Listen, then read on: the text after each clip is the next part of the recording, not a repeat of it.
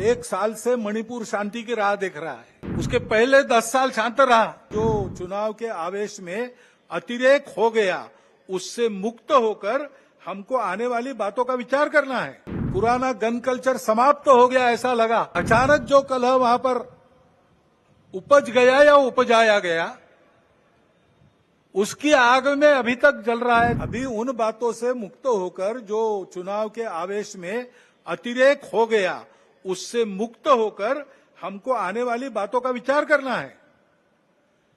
समस्याओं से राहत लेनी है।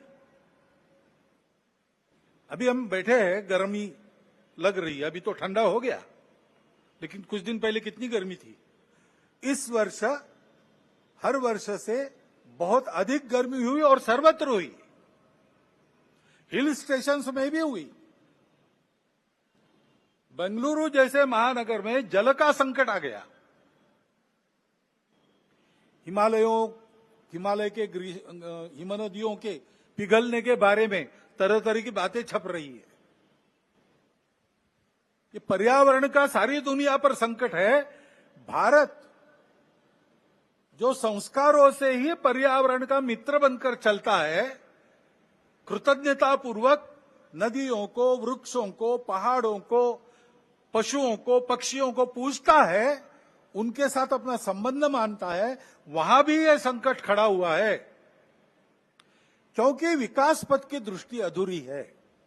उसको बदलना होगा, सबको बदलना होगा। लेकिन जिसके पास ये दृष्टि पहले से है, वो भारत अपने आप को कैसे बदलता है, ये देखकर दुनिया उसका अनुकरण करने वाली है। तो हमको अपना स्व के आधार पर एक विकास पथ ठीक से बनाना है। अभी उस स्व का विचार करके भी बहुत सी बातें हो रही है, लेकिन हमको मूल से विचार करके दृष्टिगत सारी बातें बदल के करना पड़ेगा।